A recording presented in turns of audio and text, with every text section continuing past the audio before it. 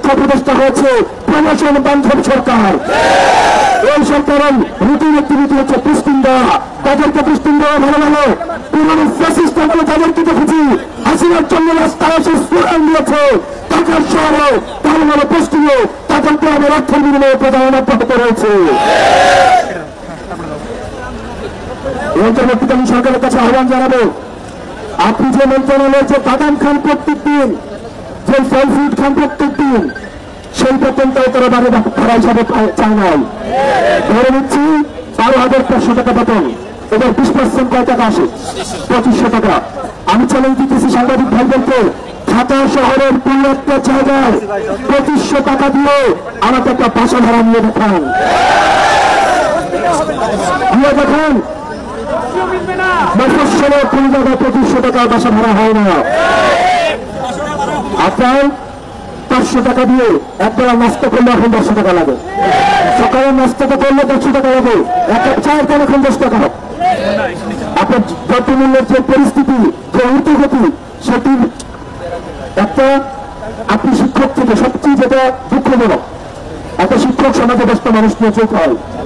একটা শিক্ষক কোনো রাজনৈতিক বক্তব্য না, বাস্তবতা আপনি যেই দলের শিক্ষক হন না কেন সমাজে কষ্ট মানুষকে আপনাদেরকে চলতে হয়, কষ্ট প্রোগ্রামে চাইতে হয়, সামাজিকতা রক্ষা করতে হয়, উচ্চ অনুষ্ঠানে চলতে হয়, বিভিন্ন জায়গাতে বক্তব্য দিতে হয়। একটা বিয়ে হইলে সেখানে একটা শিক্ষককে রাখে, তাকে সম্মান দেয়, তাকে সেই সম্মানটা আবার ফিরে দিতে হয়। আপনাকে শিক্ষককে প্রতি পদে পদে এই নিয়োগভাবে অপদস্থ করে যাচ্ছেন। আপনি তাকে টাকা দিচ্ছেন না, অর্থ দিচ্ছেন না, বেতন দিচ্ছেন না, কিন্তু তাকে হচ্ছে একটা কথা আছে, এই অর্থ ছাড়া এই সম্মান অনেক অসহনীয়। তার চেয়ে ভালো ছিল যে অসম্মান, পকেটে নেই টাকা কিন্তু মানুষ হচ্ছে সম্মান ও সম্মান চারিদিকে। এই সম্মান এমন অসুস্থ হয় যে নামাজের পরে সুন্নত নামাজ না পরে তাড়াতাড়ি বাসায় চলে আসে।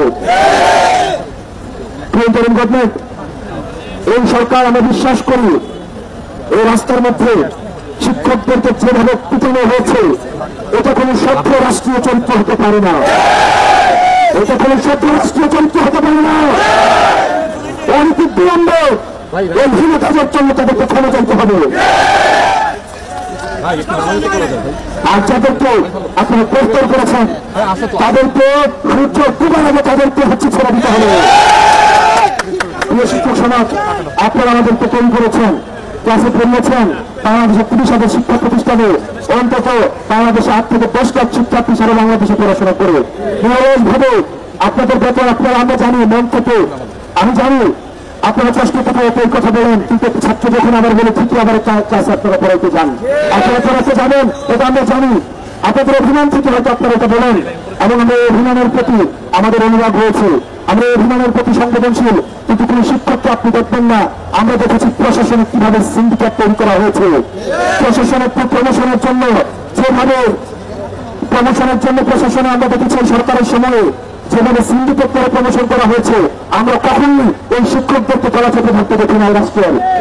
আমরা তাদের এই অ্যাক্টিভিটির প্রতি আমরা সম্মান জানাই, রাষ্ট্রের কাছে আমরা অনুরোধ করতে চাই আপনারা দ্রুততম সময়ের মধ্যে বাড়ি ভাড়া 20% করতে অবশ্যই হবে।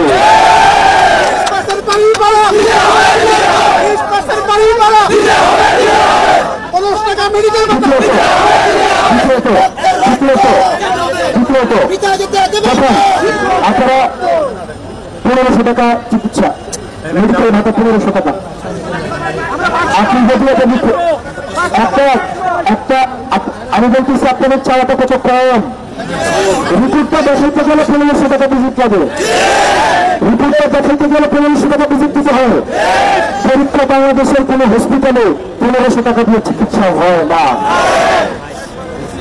আমরা দেখলাম, আমরা দেখি উপদেষ্টাদের, বিশেষ করে দেখেন স্বাস্থ্য উপদেষ্টা আমরা বানাইছি দেশের স্বাস্থ্য সংস্কার করার জন্য, কিন্তু মজার বিষয়টা দেখেন উনি যখন অসুস্থ হয় উনি চিকিৎসা দিতে হয় সিঙ্গাপুরে।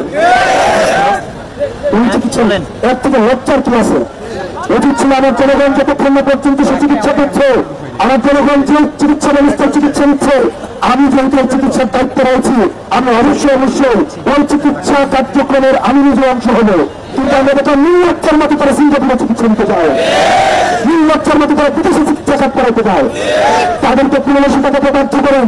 সরকারি চাকরিজীবী যারা যারা রয়েছে, ফার্স্ট ক্লাস চাকরি করে যারা মন্ত্রী আছে, তাদের জন্য নিয়ম করে দেন, তারা বিদেশি চিকিৎসা নিতে চাইতে পারবে না। সরকারি হসপিটালে চিকিৎসা নিতে হবে, তাহলে যে 1500 টাকা আমরা যদি দাবি করছি, তাহলে আমরা সেটাই মেনে নেব। আর যদি আপনি চিকিৎসা ব্যবস্থার উন্নতি করবেন না, নিজে যাবেন বিদেশি চিকিৎসা নিতে, নিজে যাবেন আমেরিকাতে রুটিন বডি চেক আপ করাইতে, নিজে যাবেন সিঙ্গাপুরে বডি চেক আপ করাইতে, আর আমাকে দিবেন 500 টাকা, এই রাষ্ট্রীয় মুনাফিকে আমরা মেনে নিব না।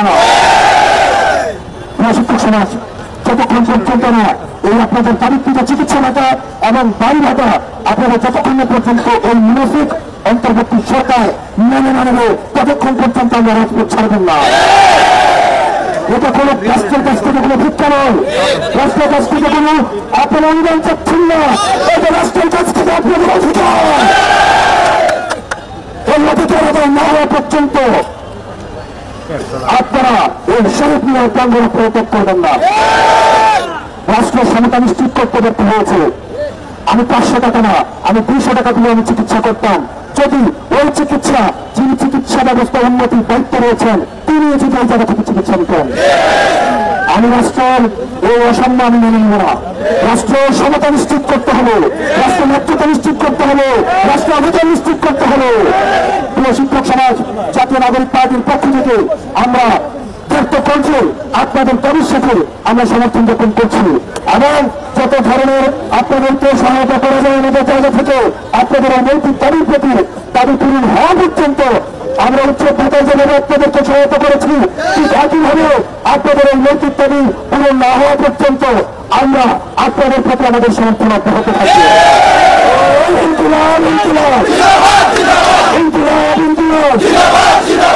আমাদের আহ্বায়ক জনাব মাহমুদ ইসলাম এবং সদস্য সচিব আক্তার হোসেন আপনাদের দাবির প্রতি একাত্মতা ঘোষণা করেছেন এবং আপনাদের প্রতি পূর্ণ সমর্থন জ্ঞাপন করেছেন এবং আজকের যে হামলা হয়েছে শিক্ষক সমাজের প্রতি সেটি তারা নিন্দা জ্ঞাপন করেছেন এবং তারা জানিয়েছেন যে কোনো ধরনের সহায়তায় তারা সবাই আপনাদের কাছে থাকবেন। আপনারা ভালো থাকবেন। আপনাদের সাথে দাবি আদায় না হওয়া পর্যন্ত আমাদের সমর্থন অব্যাহত থাকবে। ইনকিলাব জিন্দাবাদ।